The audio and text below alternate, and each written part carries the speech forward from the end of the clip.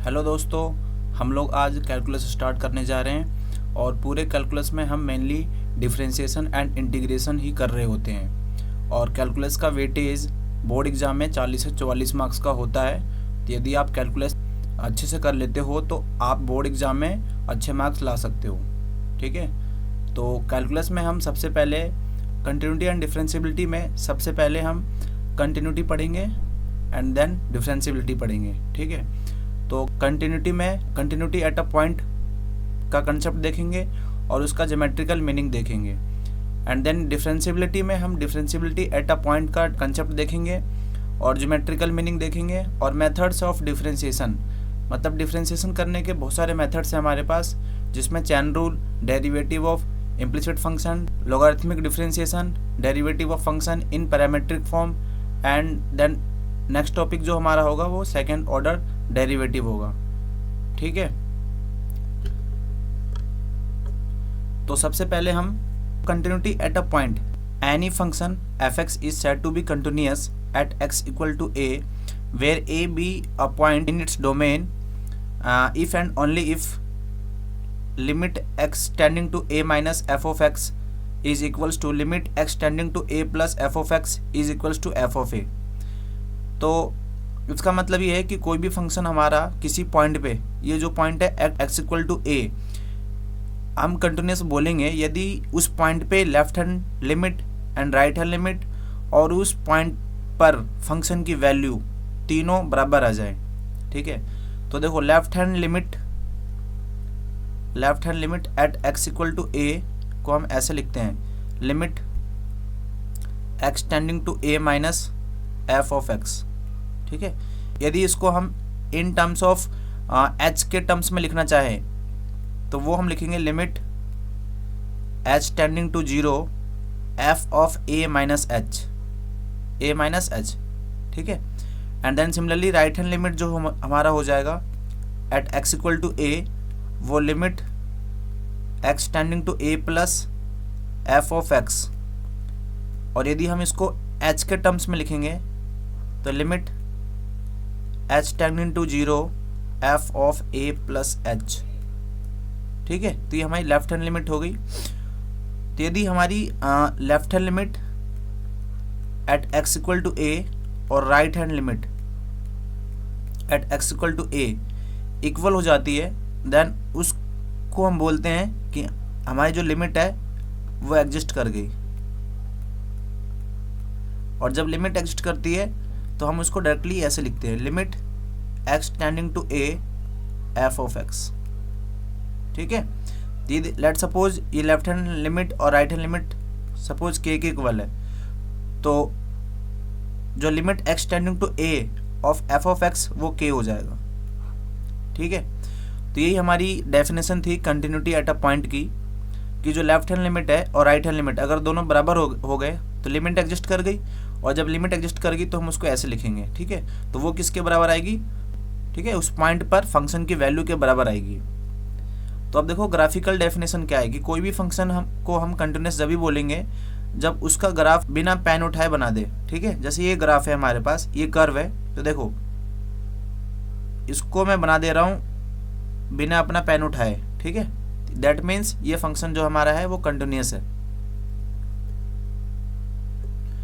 अब देखो continuity at a point, यहाँ पे 3 ग्राफ दिए हुए हैं, तो हमें ना लेफ्ट हैंड लिमिट और right hand limit at x equal to a हमें ऑब्जर्व करना है, यानी फाइंड करना है और ऑब्जर्व करना है कि इसका लिमिट एग्जिस्ट करता है कि नहीं, और कंटिन्यूटी भी चेक करना है कि कंटिन्यूटी है कि नहीं इस पॉइंट पर।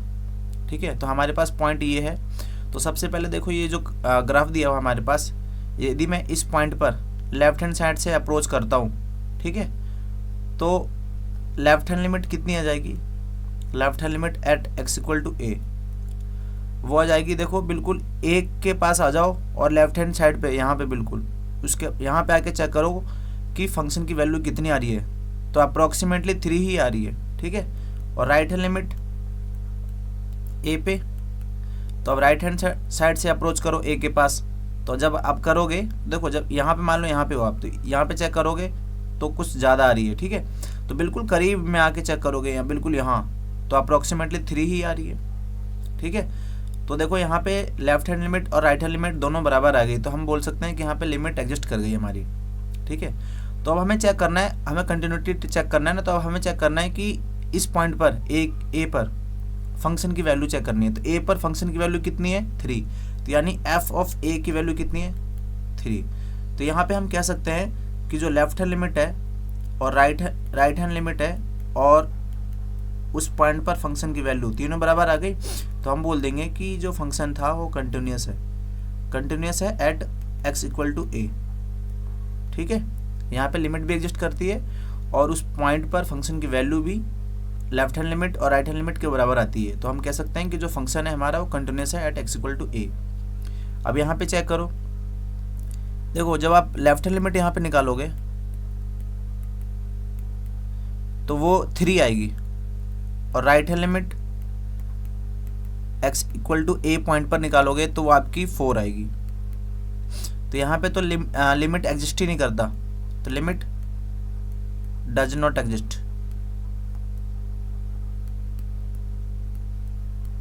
ठीक है, तो जब लिमिट ही एग्जिस्ट नहीं करता तो कंटिन्यूटी कहाँ से होगा इसका, तो ये फंक्शन जो है डिसकंटिन्यूस है। ठीक है, eight x equal to a.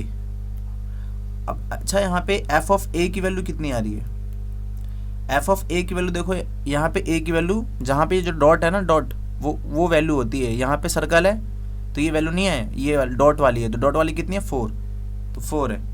ठीक है, यहाँ पे एफ ऑफ ए तो डिफाइंड था, बट जो लेफ्ट हैंड लिमिट और राइट हैंड लिमिट था वो बराबर नहीं थे, यानी हम कह सकते हैं कि लिमिट एग्जिस्ट नहीं करती।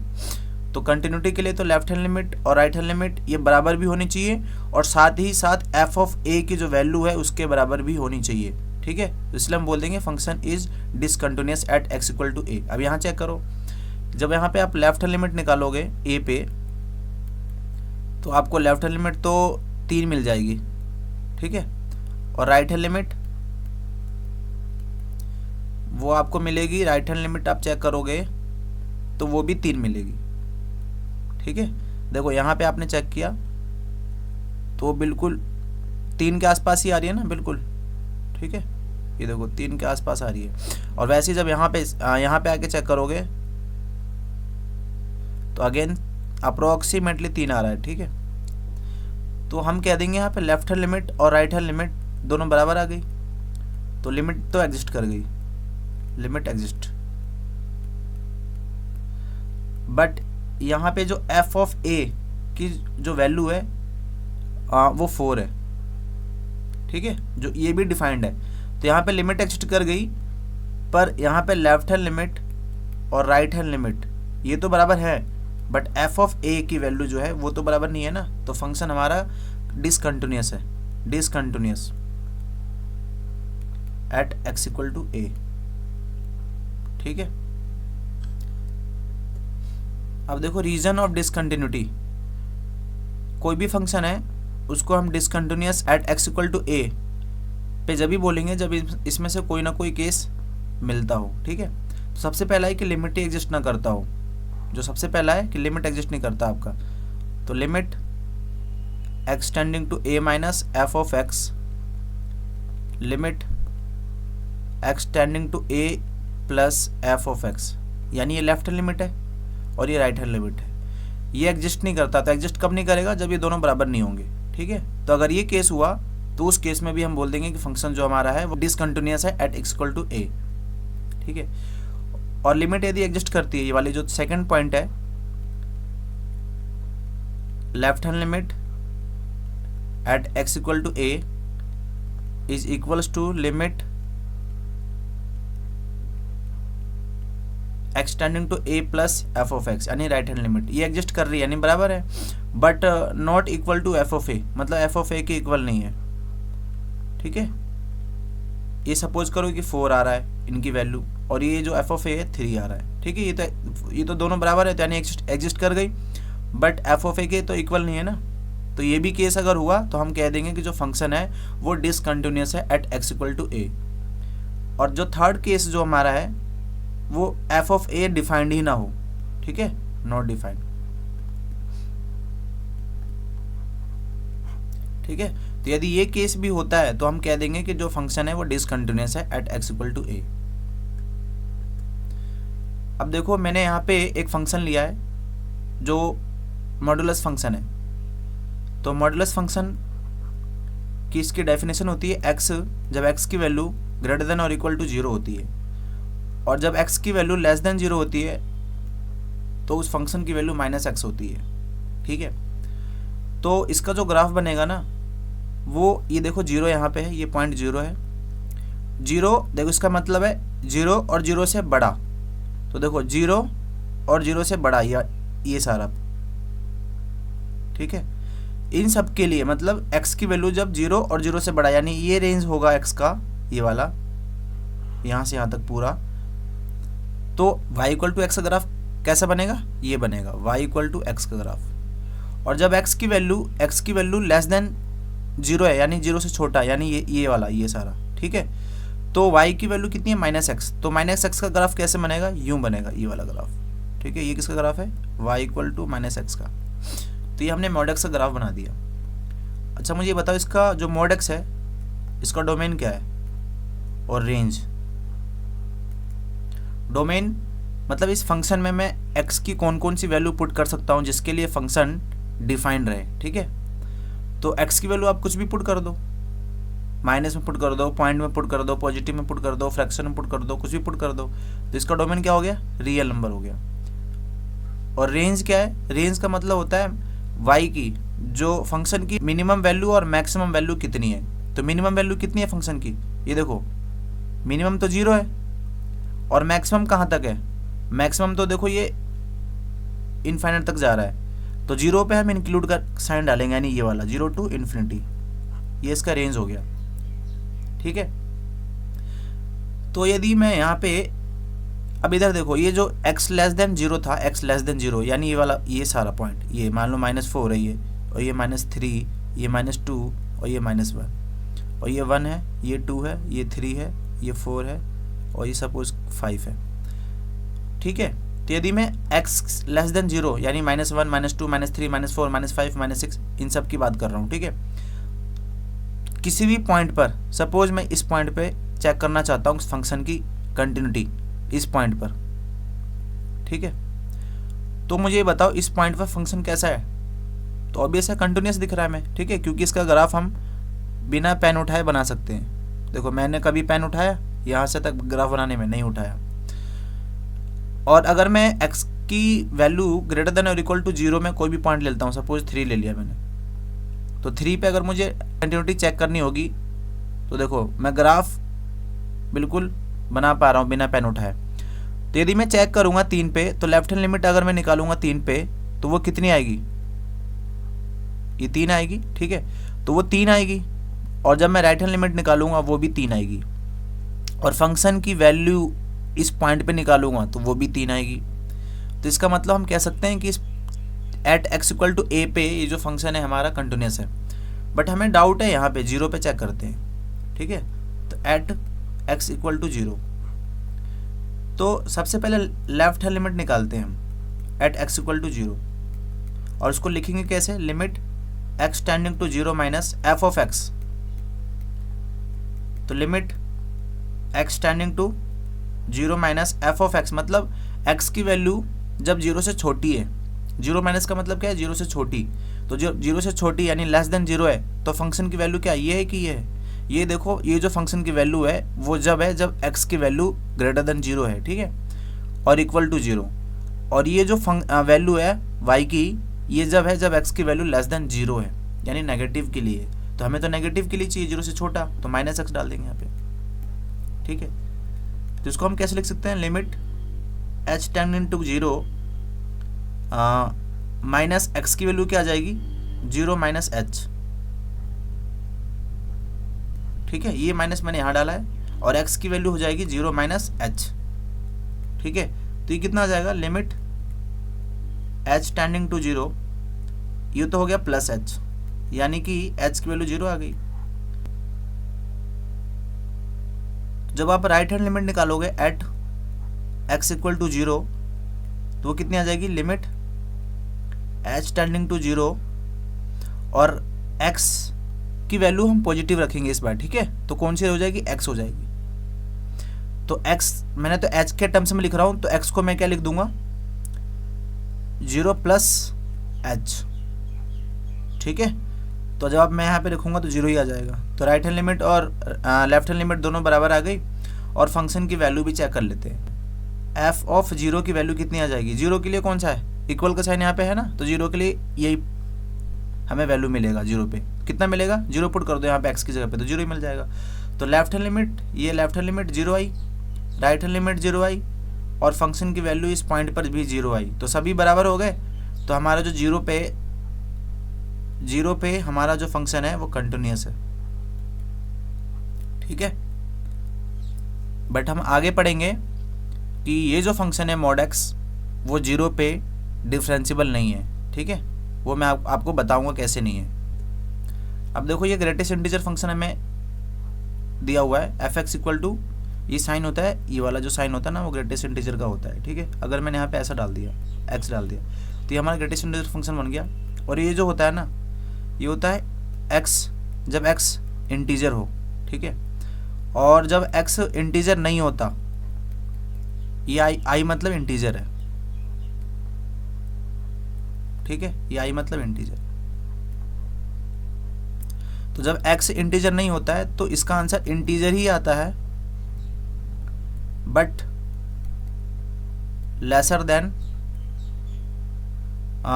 Non integer.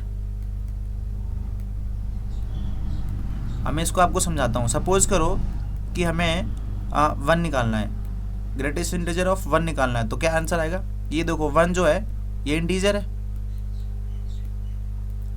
तो जब इंटीजर है तो आंसर 1 ही हो जाएगा, ठीक है। अगर मैं यहाँ पे 2 पूछता तो 2 होता, अगर मैं यहाँ पे -2 पूछता तो -2 ही होता, ठीक है, क्योंकि -2 2 ये सारे इंटीजर है।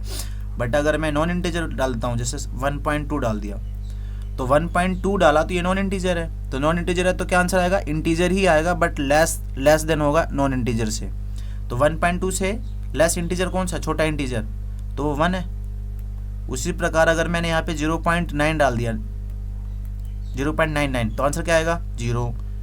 और यदि मैंने -1.2 डाल दिया तो क्या आंसर आएगा, -2। इससे छोटा इंटीजर हमें देखना है, ठीक है। -1.2 से छोटा इंटीजर -2 हो जाएगा, -1 मत बोलना, -1 बड़ा हो जाएगा, ठीक है। तो आप ये समझ गए होंगे। तो इसका हम ग्राफ बना सकते हैं। देखो अगर यदि मैं 0 डाल दूंगा, यहाँ पे 0 डालूंगा तो क्या मिलेगा, 0 ही मिलेगा। और यदि मैं 0.2 डालूंगा तो 0 मिलेगा, और 0.5 डालूंगा फिर भी 0 मिलेगा, 0.99 डालूंगा फिर भी 0 ही मिलेगा, ठीक है। तो इसका ग्राफ कैसा बनेगा, यूं बनेगा। और 1 पे मैं ये सर्कल लगा दूंगा, क्यों लगा रहा हूँ, क्योंकि 1 पे 1 मिलेगा, ना कि हमें 0 मिलेगा, इसलिए 1 पे क्या मिलेगा, 1 मिलेगा। तो यहाँ पे मैं ये फिल करूँगा सर्कल को, और 1 से लेकर 2 तक में मुझे 1 मिलने वाला है, बट 2 पे मैं ये सर्कल लगाऊंगा, और 2 पे मुझे 2 मिल जाएगा, इसलिए मैं फिल कर दूंगा इस सर्कल को। और 2 से लेकर 3 तक, ठीक है, मुझे 2 ही मिलेगा, बट 3 पे आऊँगा तो मुझे 3 मिल जाएगा, और ये 3 ही रहेगा 4 तक, ठीक है। ये सर्कल है, तो समझ रहे हो। और -1 देखो, अगर मैं 0 और -1 के बीच में फंक्शन की वैल्यू निकालूंगा तो -0.2 डालूंगा तो मुझे -1 मिलेगा, छोटा इंटीजर, ठीक है। 0 तो बड़ा इंटीजर हो जाएगा, तो इस रेंज में क्या आएगा, और -1 पे क्या मिलेगा, मुझे -1 ही मिलेगा, यानी यूं बनेगा। और -2 पे -2 मिलेगा, और ये ऐसा रहेगा। और -3 पे मुझे -3 मिलेगा, और ये ऐसा रहेगा। समझ रहे हो, ये ग्राफ बन गया। इस फंक्शन का डोमेन क्या होगा, डोमेन और रेंज। डोमेन होगा रियल नंबर, और रेंज जो होगा वो देखो इंटीजर वैल्यू होंगे, सारे इंटीजर वैल्यू, ठीक है। इंटीजर ही मिल रहा है ना हमें, जब भी हम कोई भी पॉइंट पे इस फंक्शन की वैल्यू निकाल रहे हैं तो हमें इंटीजर वैल्यू मिल रही है, तो इंटीजर मिलेगा, ठीक है। आई फॉर इंटीजर है। और मैं यहाँ पे 2 पे बोलूँ कि कंटिन्यूटी बताओ, तो लेफ्ट हैंड लिमिट आप जब निकालोगे इस फंक्शन का, तो लेफ्ट हैंड लिमिट तो आपको 1 मिलेगा, ठीक है। Left hand limit at x equal to 2 पे आपको 1 मिला, और right hand limit at x equal to 2 पे कितना मिलेगा, 2 पे राइट हैंड लिमिट कितना मिलेगा, राइट पे आपको मिलेगा 2, ठीक है। यहाँ पे आके चेक करोगे, यहाँ पे तो ये फंक्शन की वैल्यू देखो यहाँ पे है, ना कि ये वाला है, ठीक है, ये तो है ही नहीं 2। और अगर मैं फंक्शन की वैल्यू पूछूंगा 2 पे, तो 2 पे कितनी मिलेगी, 2 मिलेगी। तो देखो यहाँ पे हम कह सकते हैं कि जो फंक्शन है वो कंटिन्यूस नहीं है, यानी डिसकंटिन्यूस है एट 2 पे, ठीक है। और 1 पे भी करोगे तो वही डिसकंटिन्यूस निकलेगा। तो हम कह सकते हैं यहाँ पे कि जो ये जो फंक्शन था ये वाला ग्रेटेस्ट इंटीजर ऑफ एक्स, ये डिसकंटिन्यूस होता है। ये नोट करके आप लिख लेना, ठीक है, नोट। कंटिन्यूस होता है एट एवरी इंटीग्रल पॉइंट, ठीक है, एट एवरी इंटीग्रल पॉइंट्स।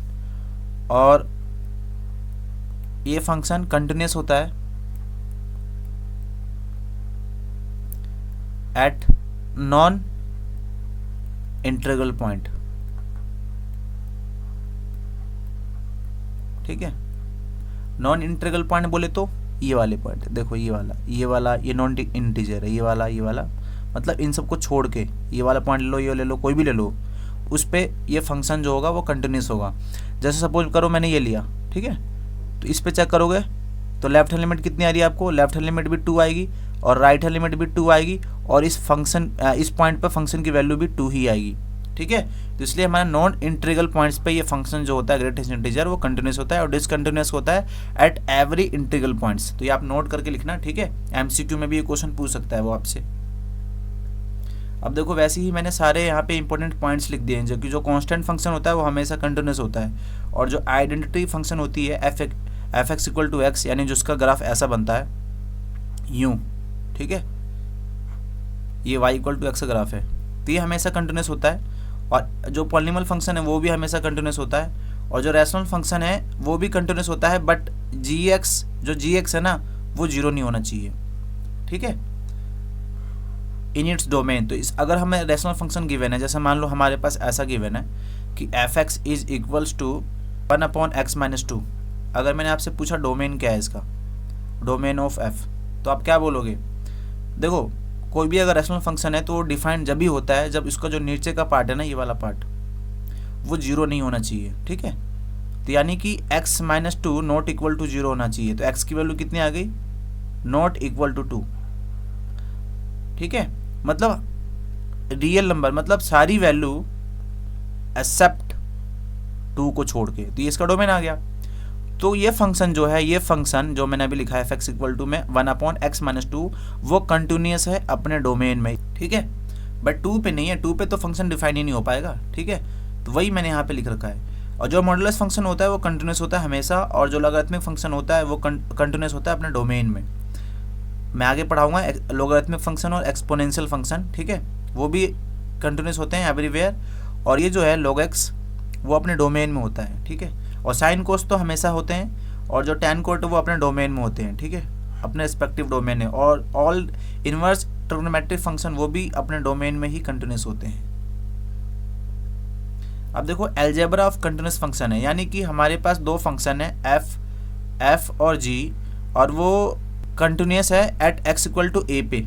तो जो f ऑफ g होगा ना, यानी इन दोनों का समेसन, वो भी कंटिन्यूस होगा at x equal to a पे, और f ऑफ माइनस g वो भी होगा, और f इंटू जी वो भी होगा, ठीक है। बट ये जो है ना, ये जब ही होगा जब g वाला मतलब नीचे वाला पोर्शन नॉट इक्वल टू 0 होना चाहिए, ठीक है। अब देखो कंपोजिट फंक्शन है हमारे पास, तो देखो कंपोजिट फंक्शन क्या होता है। जैसे मैंने ये लिखा, मान लो f(x) लिखा मैंने x, ठीक है, और gx लिखा मैंने मान लो साइन स्क्वायर x लिख दिया, सपोज करो, ठीक है। तो यदि मुझे f ऑफ gx निकालना हो तो वो ये कंपोजिट फंक्शन होता है ये वाला। तो f ऑफ gx निकालना हो वो कैसे निकालूंगा, f ऑफ gx की वैल्यू कितनी है, साइन स्क्वायर x, ठीक है, और f की वैल्यू fx की वैल्यू कितनी है, ये। तो यहाँ पे x की जगह पे ये हमारा x होता है, तो x की जगह पे क्या रखना है, ये रखना है, तो क्या आ जाएगा साइन स्क्वायर x, समझ रहे हो, ठीक है। तो यहाँ पे जो ये कंपोजिट फंक्शन है, ठीक है, इसका हमें कंटिन्यूटी का पता लगाना है। तो ठीक है, तो इसको हम कैसे लिखेंगे, f of g of x. ठीक है, तो ये डिपेंड कर रहा है अब जी एक्स पे। ठीक है, तो देखो यहाँ पे मैंने लिख रखा है कि जो एफ है ना वो कंटिन्यूस होना चाहिए एट, पहले तो देखो जो जी है ना वो खुद कंटिन्यूस होना चाहिए, जो जी है वो कंटिन्यूस होना चाहिए एट सी पे, ठीक है, जी कंटिन्यूस होना चाहिए eight x equal to a पे, और एफ जो होना चाहिए, क्योंकि एफ जो है वो उसके अंदर जी एक्स है, तो यानी जो एफ है वो कंटिन्यूस होना चाहिए एट जी सी पे, सॉरी जी ए पे। ठीक है, अगर मैं उस पॉइंट को ए बोल रहा हूँ तो मैं यहाँ पे जी ए लिख रहा हूँ, यहाँ पे सी लिख रखा है मैंने, उससे कोई दिक्कत नहीं है। तो जो एफ ऑफ ये जो इसका कंपोजिट फंक्शन होगा ना एफ ऑफ जी एक्स, ये भी कंटिन्यूस होगा eight x equal to a पे। ठीक है, तो ये है कंपोजिट फंक्शन का कंटिन्यूस का डेफिनेशन कि वो कंपोजिट फंक्शन कंटिन्यूस कब होगा। ठीक है, अब देखो ये हमारे पास क्वेश्चन है, find all points of discontinuity of the function where f of x is defined by this. देखो मैं एक चीज़ आपको बता दूं कि जो कंटिन्यूटी है वो हम डाउटफुल पॉइंट पे ही चेक करते हैं। तो जो डाउटफुल पॉइंट है हमारा वो -3, या जहाँ पे फंक्शन की डेफिनेशन चेंज हो रही होती है। तो -3 पे देखो चेंज हो रही है, -3 से पहले कुछ और है, -3 के बाद कुछ और है, और 3 से पहले ये है और 3 के बाद ये है। तो ये हमारा डाउटफुल पॉइंट्स हो गया, -3 और 3। तो हम सबसे पहले 3 पे चेक करते हैं। ठीक है, एट एक्स इक्वल टू -3 पे चेक करते हैं। तो सबसे पहले लेफ्ट एलिमेंट निकालेंगे, तो वो कितनी हो जाएगी, लिमिट एक्स टेंडिंग टू -3 और एफ ऑफ एक्स। अब बताओ मुझे कि -3 से छोटा के लिए हम फंक्शन कौन सा लिखेंगे, -3 से छोटा के लिए ये वाला है, तो क्या है mod x + 3। तो इसकी वैल्यू कितनी आ जाएगी, देखो लिमिट, इसको आप ऐसे लिख लो एच टेंडिंग टू 0 mod, और x की जगह पे क्या आ जाएगा -3, ये तो पॉइंट है हमारा -3। ठीक है, तो a - h। ठीक है, अब लिमिट h टेंडिंग टू 0 और -3, और ये h तो 0 हो जाएगा ना, तो हम लिमिट पुट कर देते हैं h टेंडिंग टू 0, तो ये हो जाएगा -3, ये -0 + 3। ठीक है, तो ये -3 मोड से बाहर निकलेगा तो +3 आ जाएगा, और +3 पहले से भी है तो 6 आ जाएगा। तो लेफ्ट हैंड हमारी लिमिट कितनी आ गई, 6 आ गई। ठीक है, उसी प्रकार हमें राइट हैंड लिमिट निकालनी है।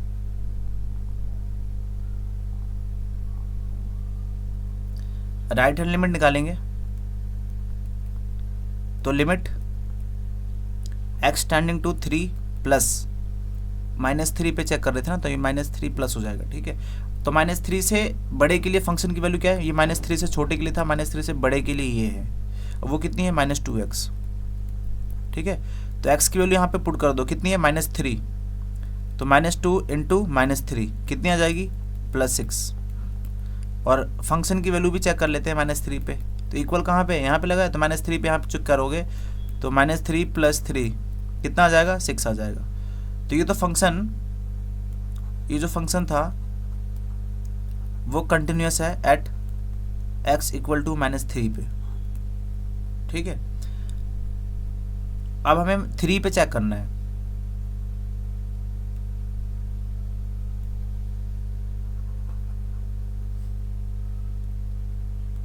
अब हमें 3 पे चेक करना है कि ये फंक्शन कंटिन्यूस है या नहीं। तो देखो 3 पे मैं चेक कर रहा हूँ यहाँ पे एट x इक्वल टू में 3, तो लेफ्ट हैंड लिमिट सबसे पहले लिखते हैं, तो limit x tending to 3 minus f of x. 3 से छोटे के लिए फंक्शन की वैल्यू कौन सी रखेंगे, देखो ये 3 से बड़े के लिए, 3 से छोटे के लिए ये वाली है, ये वाली। ठीक है, कितना है -2x। तो जब यहाँ पे हम लिमिट पुट करेंगे तो -2 इंटू -3, सॉरी +3 पे चेक कर रहे थे ना, हाँ, तो कितना आ गया -6 आ गया। और राइट हैंड लिमिट निकालेंगे तो limit x tending to 3 plus f of x. 3 से ज़्यादा के लिए कौन सा है, 6x + 2 है, 6x + 2। तो हम 3 पुट कर दो, या फिर आप इसको ऐसे भी लिख सकते हो, limit h tending to 0, 6x की जगह पे क्या आ जाएगा 3 + h, 3 + h + 2। ठीक है, अब लिमिट पुट कर दो, लिमिट अप्लाई कर दो, तो 6, 3h की वैल्यू 0 + 2, तो ये कितना आ गया 6 × 18 और 20 आ गया। ठीक है, अच्छा अब हमें f(3) निकालते हैं, तो वो 3 इक्वल का साइन कहाँ पे है, यहाँ पे कितना है 6x + 2 है, तो ये कितना आ गया, ये भी 20 आ गया। तो यहाँ पे तो लिमिट ही एग्जिस्ट नहीं कर रही, left hand limit not equal to right hand limit, तो limit does not exist.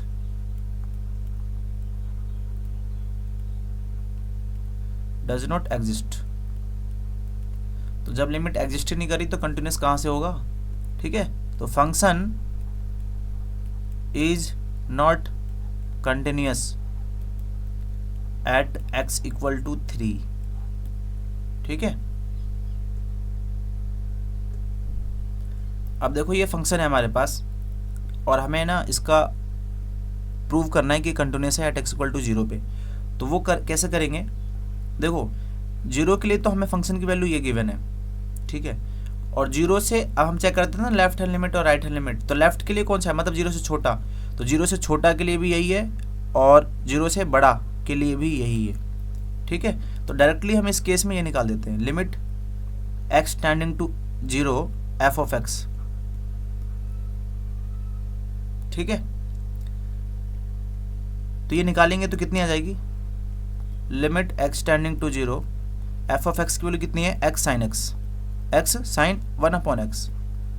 Limit apply कर दो तो x tending to 0 into sine, और ये 0 इन्फिनिटी हो जाएगा, और 0 इंटू साइन इन्फिनिटी की वैल्यू कितनी आएगी। देखो साइन का ग्राफ क्या होता है,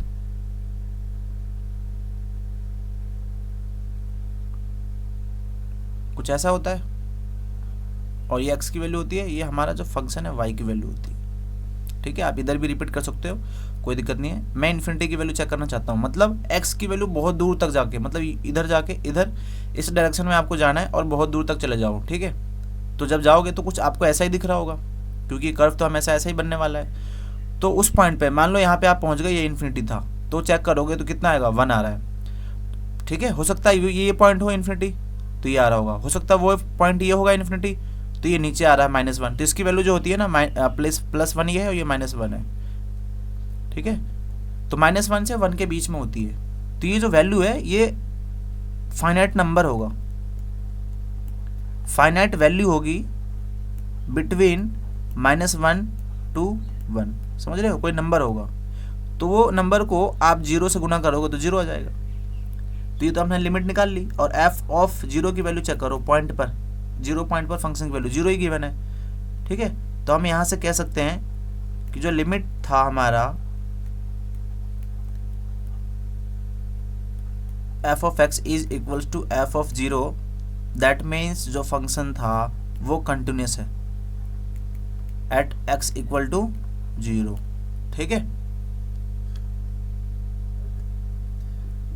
अब देखो ये क्वेश्चन है, इसमें हमें k की वैल्यू पता लगानी है। जब फंक्शन दे रखा है कि कंटिन्यूस है, तो देखो यहाँ पे भी not equal to 0, left hand limit के लिए जो फंक्शन लिखते थे वो यही है, ये वाला, और राइट हैंड लिमिट के लिए जो फंक्शन लिखते थे वो यही है। तो सीधा आप ऐसे क्वेश्चनों में ना सीधा ये निकाल लिया करो, कौन सी पॉइंट पे चेक करना है, 0 पे। फंक्शन की वैल्यू कितनी है पहले लिख लेते हैं, f(x) लिख लेते हैं। अब यहाँ लिखो फंक्शन की वैल्यू कितनी है, 1 - cos kx upon x sin x। ठीक है, ये है लिमिट x टेंडिंग टू 0। अब देखो 1 - cos x, देखो इस पूरे कैलकुलस में ना कई बार वो यूज़ होंगे फॉर्मूले, वो मैं बता देता हूँ। जो ट्रिग्नोमेट्री के फॉर्मूले हैं, cos 2x का फॉर्मूला होता है cos square x minus sine square x। तो जब आप इसको cos के टर्म्स में लिखोगे तो हो जाएगा 2 cos स्क्वायर x -1, और साइन में लिखोगे तो हो जाएगा 1 - 2 साइन स्क्वायर x। ठीक है, तो आप cos 2x को बराबर करोगे 2 cos स्क्वायर x प्लस 1 के साथ, तो यहाँ से क्या मिलेगा आपको, 2 cos square x is equals to, ये -1 है ना, इधर ला दो, तो ये हो जाएगा 1 + cos 2x। और जब यहाँ से इसको इक्वल रखोगे तो यहाँ से आएगा ये माइनस 2 साइन स्क्वायर एक्स है ना, तो इसको इधर ले आओ और cos 2x को इधर ले आओ, तो 1 माइनस हो जाएगा, तो ये हो जाएगा 1 माइनस cos 2x, और यहाँ पे क्या आएगा, 2 साइन स्क्वायर एक्स। ठीक है, ये काफ़ी इंपॉर्टेंट फॉर्मूले हैं जो आपके पूरे कैलकुलस में बहुत बार यूज होंगे। ठीक है, ये हाफ एंगल फॉर्मूला भी यहाँ से हो जाता है। तो देखो यहाँ पे 1 माइनस कॉस एक्स, कॉस के एक्स है, तो 1 माइनस किसके अंदर आ रहा है, 1 माइनस कॉस 2x है, इससे कंपेयर करो। ठीक है, तो देखो यहाँ पे 2x है ना, तो यहाँ पे x आ रहा है, देखो यहाँ पे 2x है तो यहाँ पे x आ रहा है, तो यहाँ पे हमें पता है माइनस है, तो ये तो 2 साइन स्क्वायर एक्स कुछ ऐसा आएगा, तो मैंने लिख दिया 2 साइन स्क्वायर एक्स। अब देखो यहाँ पे इसका आधा था 2x का, ये आधा था x। ठीक है, 2x है तो ये x है, यानी आधा ही तो है। तो यहाँ पे क्या है एंगल में, kx है, तो kx का आधा क्या हो जाएगा, kx/2 हो जाएगा। ये समझ में है? ठीक है, अपॉन, और यहाँ नीचे क्या है, x है और फिर sin x है। ठीक है, अब देखो एक फॉर्मूला आपको लिमिट में याद होना चाहिए, limit x tending to 0 sin x upon x जो होता है वो 1 होता है। ठीक है, तो ये आपने 11th में भी पढ़ा होगा। तो देखो लिमिट, अब इसको हमें बस सिंप्लीफाई करके सॉल्व कर देना है। अब देखो यहाँ पे ना मैं थोड़ा इसको अलग अलग कर देता हूँ, 2 तो बाहर लेता हूँ, कांस्टेंट तो बाहर आ जाएगा, ये जो 2 है, और ये जो साइन स्क्वायर है, और ये kx/2 है। ठीक है, तो यहाँ पे जो देखो मैं यहाँ पे जो फॉर्मूला लिखा है, यहाँ पे जो x है वही x यहाँ पर भी है, वही टेंड कर रहा है 0 को, तभी मैं आंसर 1 लिख पा रहा हूँ। तो यहाँ पे एंगल में kx/2 है ना, तो मुझे kx/2 यहाँ भी लिखना पड़ेगा, बट ये स्क्वायर में है क्योंकि साइन स्क्वायर एक्स है, इसका मतलब क्या होता है, साइन स्क्वायर एक्स है, इसका मतलब क्या है, इसका मतलब यही तो होता है साइन एक्स का होल स्क्वायर। ठीक है, तो ये kx/2 है, तो इसका होल स्क्वायर मुझे यहाँ क्रिएट करना पड़ेगा। मैंने ये किया तो यहाँ से मल्टीप्लाई भी करना पड़ेगा, तभी तो ये बैलेंस हो पाएंगे। ठीक है, और ये x जो था हमारे पास वो मान लो मैंने यहाँ लिख दिया, और ये साइन x है वो यहाँ लिख दिया। ठीक है, तो अब ये जो लिमिट है इसकी वैल्यू कितनी आ गई, 1 आ गई, ये 1 हो गया ना। तो यहाँ से मेरे पास क्या बचा, 2 बचा, और लिमिट x टेंडिंग टू 0, ये तो 1 हो गया, और ये kx, तो इसको लिख सकता हूँ k²x²/4, और ये जो 4 है इसको मैं ये नीचे ले लेता हूँ x, ये हो जाएगा x sin x। ठीक है, ऐसे लिख सकते हैं हम, और 2 जो बाहर था वो मैंने इधर लिखा है। अब इसको काट दो, तो यहाँ पे एक x बचा हुआ है। ठीक है, और उस एक x को आप इधर ऐसे लिख सकते हो। ठीक है, क्योंकि ये ऊपर चला जाएगा तो x ऊपर ही तो चला जाएगा। तो 2, अब इसकी लिमिट की वैल्यू आ जाएगी 1, तो आपके पास क्या क्या बचा, k² बचा, 4 बचा नीचे, और बाकी कुछ भी नहीं बचा। तो यहाँ से क्या आ गया 2, तो k²/2 हो गया। ठीक है, तो ये लिमिट आ गई, और उस पॉइंट पे 0 पे फंक्शन की वैल्यू कितनी है, हाफ है, तो इसको इक्वल कर दो, इक्वल कर दोगे हाफ, तो हाफ थी ना, हाँ, तो 2 से 2 कैंसिल, तो k² की वैल्यू कितनी आ गई, 1, तो k की वैल्यू कितनी आ गई, +-1। ठीक है, तो ये आपका आंसर है। बस देखो इसमें क्या है, इंपॉर्टेंट यही है कि लिमिट आपको सॉल्व करना आना चाहिए। ठीक है, अब देखो हम डिफरेंशियबिलिटी पढ़ते हैं, तो कोई भी फंक्शन है वो डिफरेंशियबल कब होगा, कोई भी फंक्शन को हम डिफरेंशियबल एट x=a जब बोलेंगे जब इस पॉइंट पर लेफ्ट हैंड डेरिवेटिव और राइट हैंड डेरिवेटिव फाइनाइट हो और इक्वल भी हो दोनों। ठीक है, तो ये जो होता है ना, ये जो लिखा हुआ ये फॉर्मूला है हमारे पास लेफ्ट हैंड डेरिवेटिव का, और इसको हम डिनोट करते हैं, देखो लेफ्ट हैंड डेरिवेटिव इसको ऐसे लिखते हैं और ऐसे भी लिखते हैं। ठीक है, लेफ्ट है तो इसलिए माइनस का साइन लगाया, और राइट वाले में प्लस का साइन लगा देंगे, तो ये राइट हैंड डेरिवेटिव का फॉर्मूला है, और इसको हम राइट हैंड डेरिवेटिव ऐसे भी और या फिर ऐसे भी लिख सकते हैं। ठीक है, तो मैंने यहाँ पे ये फॉर्मूला लिख दिया लेफ्ट हैंड डेरिवेटिव का और राइट हैंड डेरिवेटिव का। तो लेफ्ट हैंड डेरिवेटिव का फॉर्मूला जो होता है f(a - h) माइनस f(a - h) आता है नीचे। ठीक है, और राइट हैंड डेरिवेटिव में f(a + h) आता है और एफ ऑफ ए और एच पॉजिटिव का होता है, यहाँ पे देखो नेगेटिव का है, ठीक है। तो यदि लेफ्ट हैंड लिमिट और राइट हैंड लिमिट दोनों बराबर आती है तभी हम बोलते हैं कि वो फंक्शन है वो डिफरेंशिबल है एट एक्स इक्वल टू ए पर। और वो जब बराबर आ जाती है फंक्शन की डेरिवेटिव उस पॉइंट पर के वैल्यू के बराबर आ जाती है, ठीक है। यदि लेफ्ट हैंड लिमिट और राइट हैंड लिमिट उस पॉइंट पर बराबर नहीं है तो वो फंक्शन डिफरेंशिबल नहीं होगा, ठीक है। तो डिफरेंशिबिलिटी के लिए सबसे मेन क्या है, राइट हैंड डेरिवेटिव और लेफ्ट हैंड डेरिवेटिव निकालना है। और वो निकालने का फॉर्मूला हमारे पास ये है, लेफ्ट का ये है, राइट का ये है, और दोनों अगर बराबर आते हैं तो वो फंक्शन हम बोलेंगे डिफरेंशिबल है, वरना नहीं, ठीक है, ठीक है। अब देखो ज्योमेट्रिकल मीनिंग है डिफरेंशिबिलिटी का। तो ये कर्व है, ये वाला ये जो बनाया ना मैंने, ये कर्व है। किसी फंक्शन का ग्राफ मान लो ऐसा बना और मैंने 2 पॉइंट कंसिडर किए हैं, एक तो ए पॉइंट यहाँ है और बी पॉइंट यहाँ है, ठीक है, जिसका कोऑर्डिनेट जो है ए और एक ये एक्स का कोऑर्डिनेट है, ये वाई का ये है। मतलब इस पॉइंट पर फंक्शन की वैल्यू ये मिल रही है तो इसका कोऑर्डिनेट क्या हो जाएगा, ए कॉमा एफ ऑफ ए। और इस पॉइंट पर फंक्शन की वैल्यू ये मिल रही है तो इसका coordinate A plus H comma F of a plus H हो जाएगा। तो यदि मैं इन दोनों पॉइंट को मिलाऊं तो इससे जो लाइन बनेगी वो सेकेंड है, और उस सेकेंड का मैंने स्लोप यहाँ लिखा है। Slope of secant A B वो कैसे निकालेंगे, देखो स्लोप का फॉर्मूला कोऑर्डिनेट ज्योमेट्री में आपने पढ़ा होगा, स्ट्रेट लाइन में आपने 11th के अंदर जो स्लोप का फॉर्मूला होता है वो होता है y2 माइनस y1। यदि हमारे पास 2 पॉइंट गिवन है लाइन की तो उसका हम स्लोप ऐसे निकालते थे। तो देखो ये हमारा है x2 है, ये y2 है, और ये x1 है और ये y1 है। तो y2 माइनस y1 किया तो ये आया ऊपर, और x2 माइनस x1 किया तो ये आया, और ये प्लस ए से माइनस ए कट गया तो हमारे पास ये बचा, ठीक है। अब देखो इस पॉइंट को मैं सपोज करो मैंने यहाँ लाया और इस पॉइंट को मैंने इससे मिलाया तो ऐसा बना।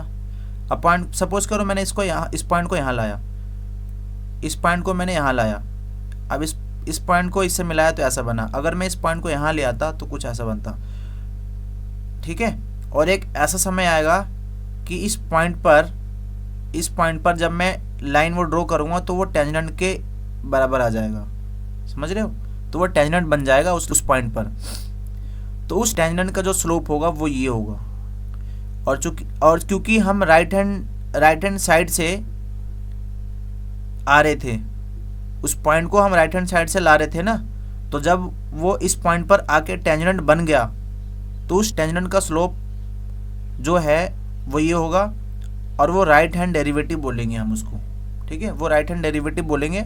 सिमिलरली जब आप मान लो ये पॉइंट आपने यहाँ लिया, मान लो ये सी है, ठीक है, मान लो ऐसा था, तो आपने इसका स्लोप निकाला, जैसे ये लिखा मैंने ना वैसे ही स्लोप निकाला y2 माइनस y1 करके। ये इसको कोऑर्डिनेट को मान लेना आप, ये है a माइनस एच और इस फंक्शन की वैल्यू आ रही है f of a minus h, ठीक है। तो इसका कोऑर्डिनेट क्या हो जाएगा, a minus H comma F of a minus h, ठीक है।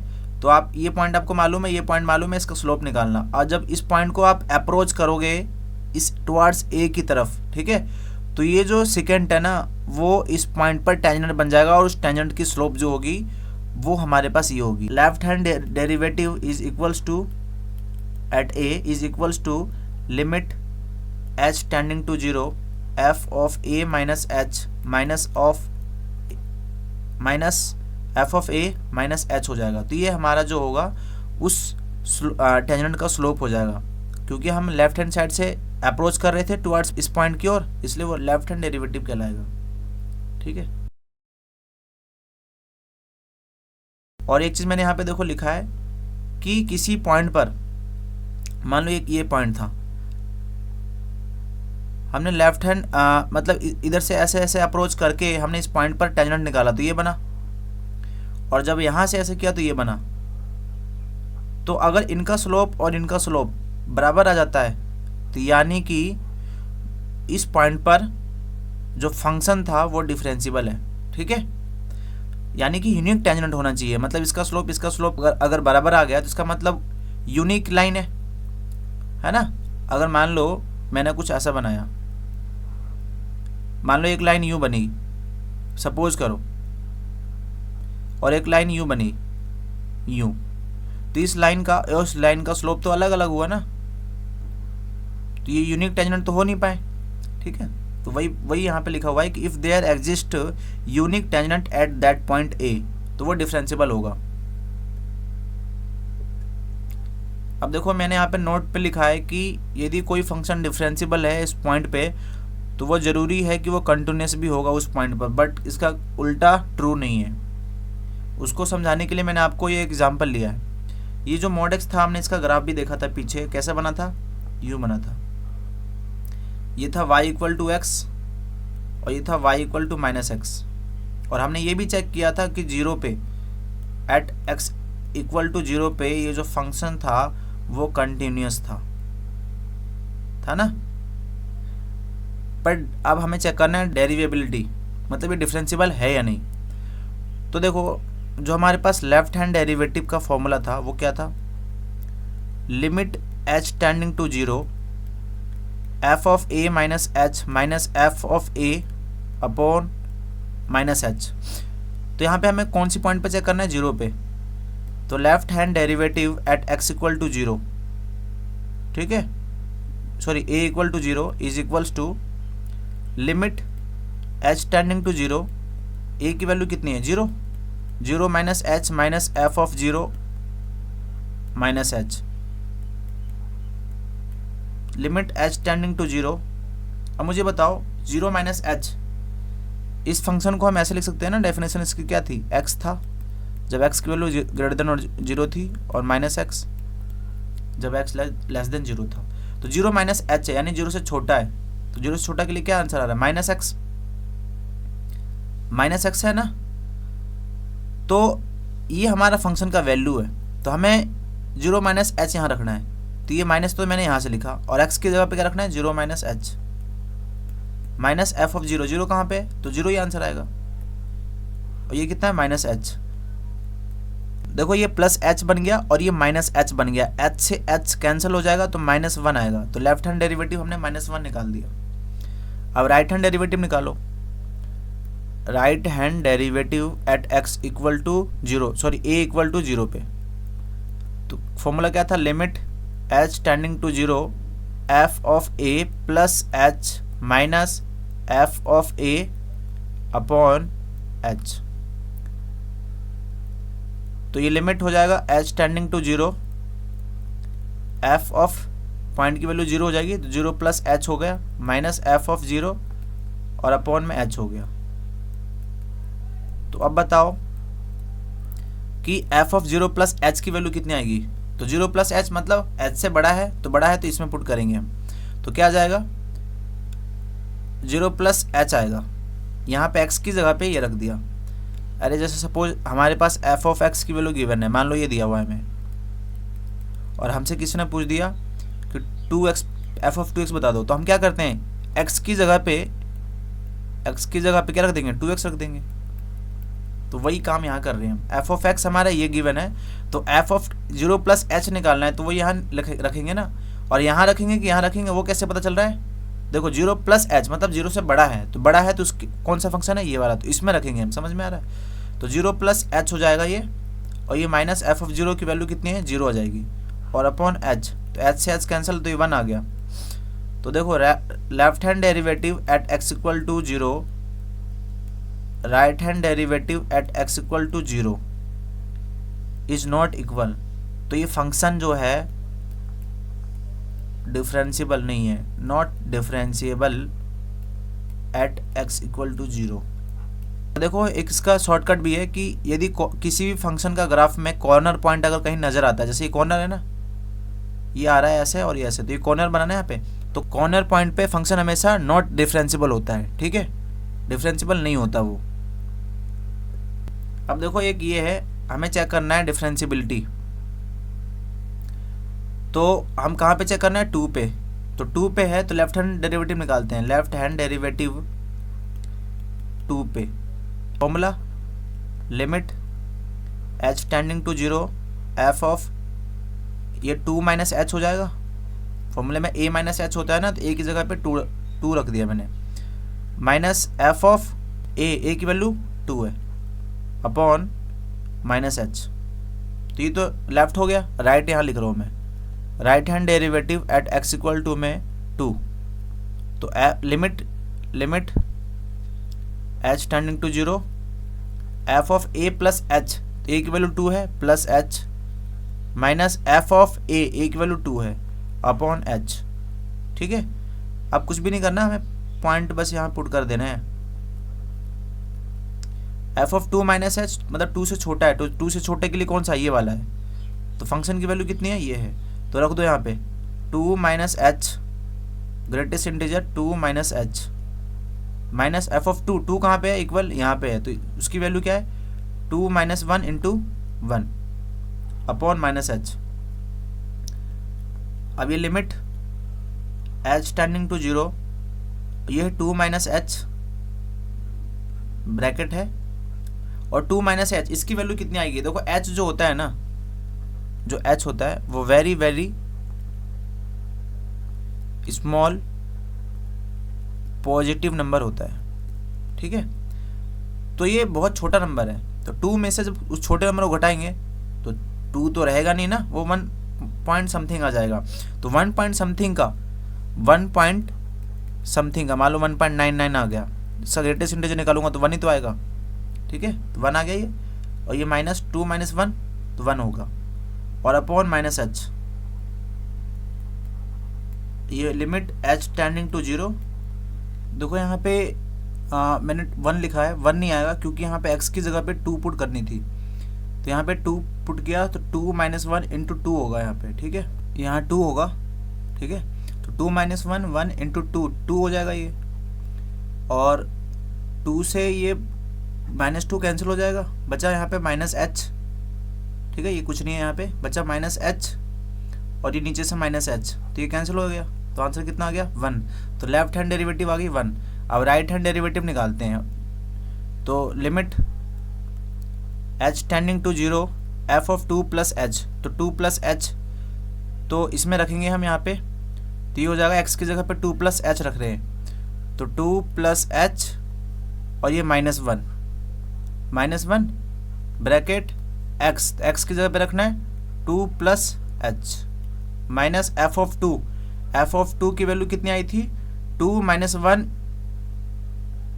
हो गया इंटू 2, जो यहाँ पे आया था ना वही लिखना है यहाँ पे, तो मैं डायरेक्ट यहाँ पे लिख रहा हूँ 2 अपॉन एच, तो ये कितना हो गया लिमिट एच टेंडिंग टू 0, ये हो गया एच प्लस 1 और यहाँ हो गया H plus 2 minus 2 upon H, तो ये लिमिट एच टेंडिंग टू 0, यहाँ पे ना मल्टीप्लाई कर दो, तो ये हो गया एच स्क्वायर प्लस ये हो जाएगा 2h प्लस एच, तो ये 3h हो गया, और ये हो गया प्लस 2 और ये माइनस 2 से कैंसिल हो जाएगा, और अपॉन h बचा हुआ है।